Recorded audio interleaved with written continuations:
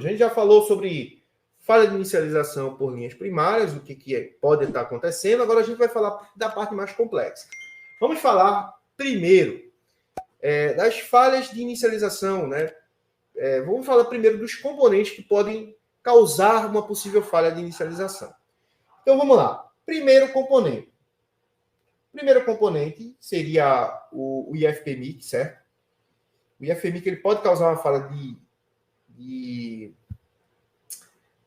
inicialização primária, né? E dependendo aí da CPU, ele pode até interromper o sistema, né? Por alguma falha de comunicação com a CPU e tudo mais. Então, eu vou colocar aqui IFPMIC, certo? Primeiro componente aí, eu vou colocar aqui IFPMIC.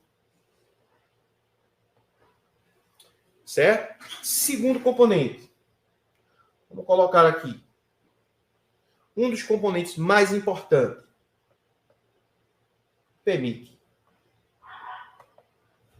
Ok? E vamos subir no degrau. Agora a gente tem, junto com o PMIC, a gente tem os indutores. Os indutores do Power Manager, que são as bobinas das malhas Buck, ou Buck, como vocês queiram chamar, né? Chamar é bonito, né? Buck. Uma Buck, porque fica mais bonito.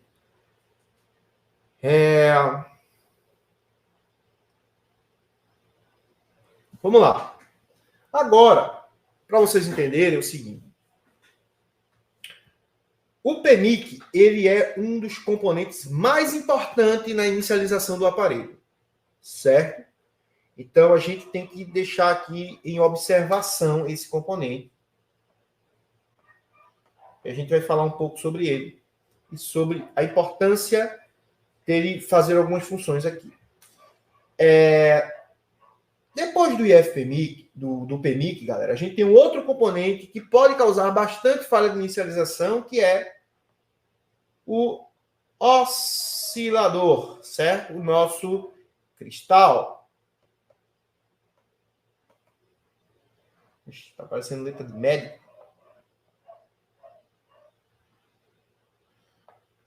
Cristal. Certo? Então, beleza, vamos lá. Temos agora também um outro componente que participa da inicialização, que é o cérebro da placa, nossa CPU. Ok? CPU. Um outro componente é a nossa RAM. Beleza, galera? A nossa memória RAM. Então, perceba que a gente já tem aqui, ó, IF, PMIC, os bugs, né? Os indutores dos bugs aí. Por que eu estou colocando os indutores? Porque, assim, falha de alimentação vai ser PMIC. Só que existem falhas no buck. Então, ele acaba sendo um componente que pode causar também falha de inicialização. Porque ele é um componente, né? Ele é uma bobina. Ele não deixa de ser um componente, certo? Só que ele é um componente analógico. Os outros componentes que eu estou falando aqui são digitais. Então, o cristal oscilador e o indutor são componentes eletrônicos analógicos, certo? Depois da RAM, quem é que vem, pessoal? A memória flash. Vou colocar aqui, memória flash. Ok? Então, temos aqui, como vocês podem ver, alguns componentes, certo? Que podem causar uma falha de inicialização secundária. Correto? No caso de falhas de inicialização por linhas primárias, só quem tiver na linha primária vai ser o causador desse problema. Certo? Nesse caso aqui, a gente tem outros componentes, né? Como o PMIC, que ele está tanto relacionado a linhas primárias, que ele recebe a alimentação da VPH-PWR, como também ele precisa gerar alimentações e algumas outras funções para que o aparelho funcione. Então, ele também trabalha com malha primária, ele pode travar a inicialização por fuga ou curto-circuito interno dentro dele, certo? Porque ele é um componente que está ligado na malha primária, como também ele pode causar falhas de inicialização secundária. Beleza? Cristal oscilador. Galera, o cristal oscilador da CPU, é importante saber disso aqui, né? Eu já vou falar sobre o cristal, ok? Mas antes de falar do cristal, né, para a gente não ficar indo para lá, para cá, para lá, para cá, vamos falar do IFPMIC. Primeiro, o IFPMIC, ele é um componente que ele é ligado à malha primária, só que alguns IFPMICs, eles podem ter funções que são secundárias também, certo? Como, tipo, gerar uma tensão de 5 volts para o backlight. Backlight não, para a parte de LCM. Tem alguns IFPMIC que fazem isso, ok? Então, é bem relativo.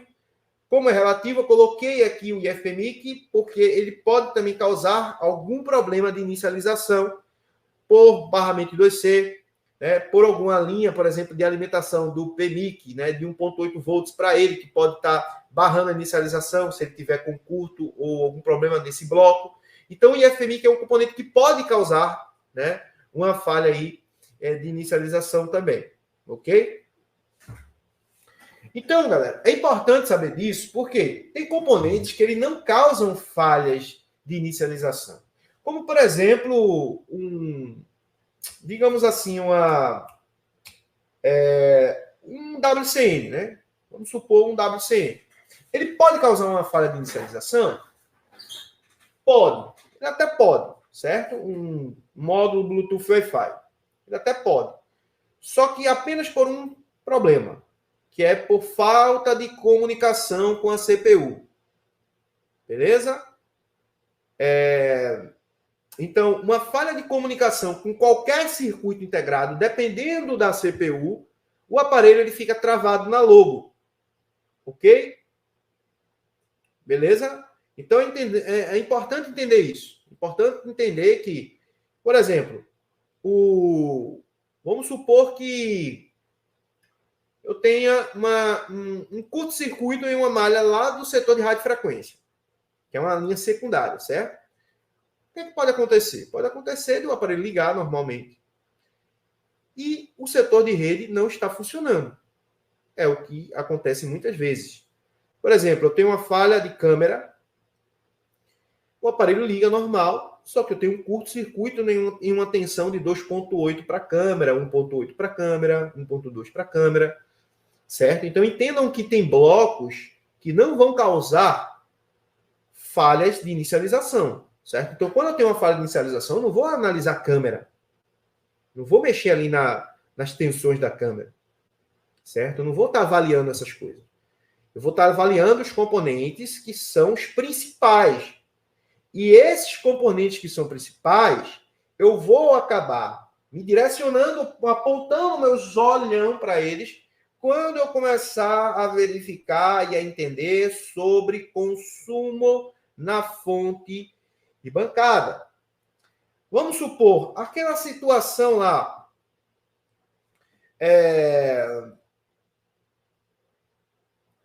vamos supor, aqui eu tenho 4 volts e eu pressiono o power, o aparelho ele vai até 10 mA, depois ele, pum, zero. O aparelho vai até 10 mA e cai para zero. Só um exemplo do que eu quero falar aqui, do que eu vou acabar falando aí no resto da live, certo? Quando eu tenho esse comportamento, galera, o que dá para entender aqui? É que a minha CPU não está funcionando, certo?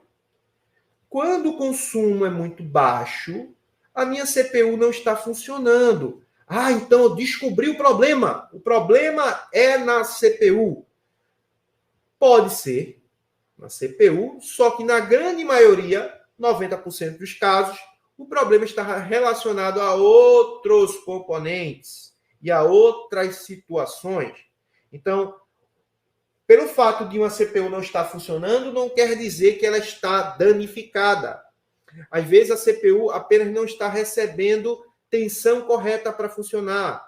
Às vezes aquela CPU não está recebendo, né, não está conseguindo, né, se comunicar com um determinado componente para fazer uma atividade ao qual ele precisa para startar. Então, por conta disso, o aparelho pode consumir pouquinho e cair para zero. Certo? Se eu tenho um PMIC que ele não está energizando a minha CPU, eu posso ter um consumo de 10, 20 mA e o aparelho cair para zero. Ok?